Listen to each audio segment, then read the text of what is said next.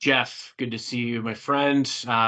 We're going to the mailbag today. It's a good question. And frankly, one I'm surprised we don't get more often, really, just given the fact that both of us are, in some circles, sales thought leaders, and in others, we're still actively selling and, working directly with customers and customer executives. The question today from the mailbag: how much do we really want to put out there about sales process when it's going to be seen by customers, prospects, and competition? Effectively, if you're talking about sales skills, tips, negotiating, prospecting, I don't know that I would want this information to be used against me. It kind of goes out to, kind of talk a little bit more about why, and it makes sense, right? We're talking about sales tactics, successes, and things of that stature to help sellers out there everywhere. But at the same time, I would imagine procurement or some of these other folks, even with your competitors, reading some of that, could it be used against you? What are your thoughts?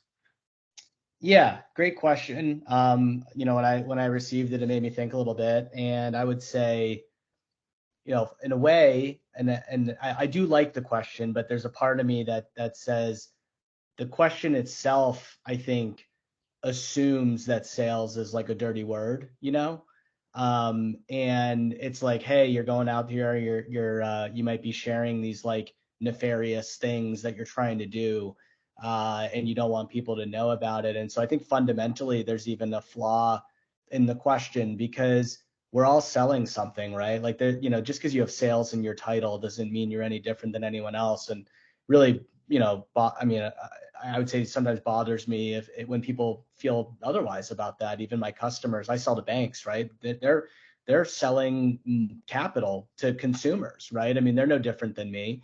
And so I actually would think of this a little bit differently. It's to say, look, if that's a question that you're asking yourself, it might mean that there's something you're doing wrong. Um, because the things that you and I talk about are things that I can't think of a time you and I have had a discussion about something where I would have thought to myself, oh, I don't know if I want the customer to know that. And if Right. that is the case, then it means that we might need to think about what we're doing, because if it's not something we would want them to know, then what does that say about us, right? Like, are we trying to pull a fast one on someone? Um, at the end of the day, I think a lot of our discussions have a common theme, which is we're really trying to get to a ground truth and understanding motivation, and we're trying to derive implications to people's pain. These are all things that you would normally do if you were trying to help your friend.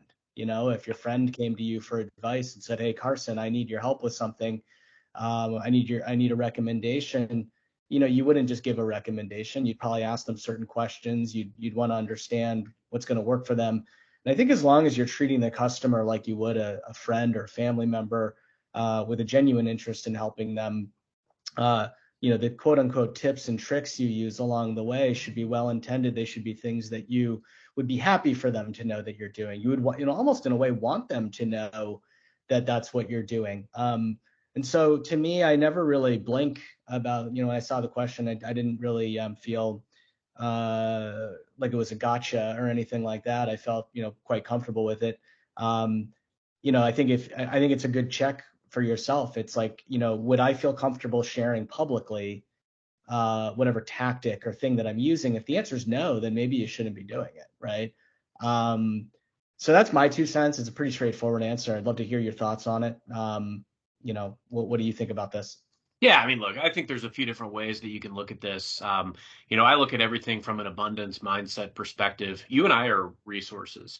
The hybrid work world that we live in now, we have this digital audience that is global. And we're resources. We're resources for sellers, maybe early in career, maybe later in career that, grapple with some of the same types of things we do.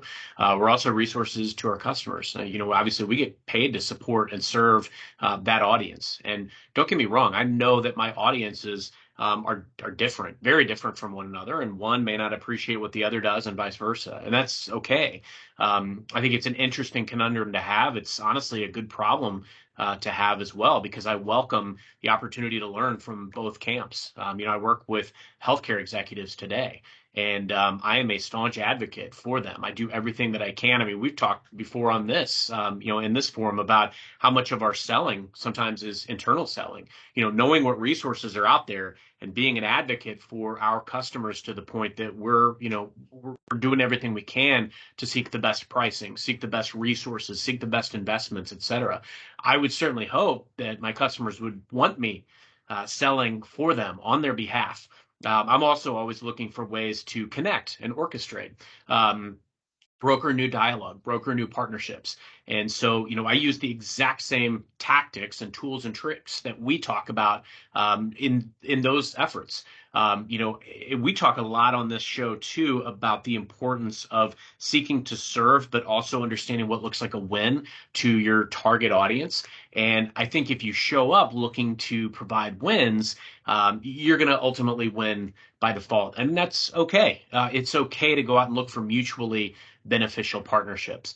The last element of this too, when I think about it, like, do I think that maybe along the way, some customer or some procurement might have seen my profile or my content, and that I am a, student of selling, and, may have been hard on me? Maybe, but that's okay. And I do what I do for the love of the game. I want to master my craft. And I think a lot of people benefit if I master my craft. Obviously, my organization does, the sellers I mentor and teach do, but my customers do too, because I'm using those exact same methodologies in order to advocate on their behalf and unlock maximum potential for our organizations to work together. And I think that's super, super important. So, when I think of the sum of the parts, even if my competition sees what I'm doing, there's enough out there for everybody. It's not going to take food off my table for someone else to, pick up what I'm doing, and vice versa. Hopefully, you and I have inspired some others. I know we have, to share more, be more forthright in what they're approaching, some of their sales stories and their experiences. There's enough out there for everybody. Very few people spend their entire career in one organization. I thought I would years ago when I got started. That wasn't the case. Now, don't get me wrong. I hope that I retire from where I am. But that said, I think that there's enough out there for everyone. And I think it's great if people like us are willing to and able to share and continue a dialogue with sellers out there. I think we can all elevate each other, and there's plenty of room for that. Yeah, agreed. All rising tides raise all ships, as they say. So I think that I agree with you on that. That's the second time this week I've heard that quote. So that's Well, a there you great one. go. It's a Must great be a one. nautical theme for you this week. It must be. It must be. Well, I'll get back to rowing the boat. And Jeff, good to see you as always, my friend. Great topic, and we'll see you next time. You too. Thanks, Carson.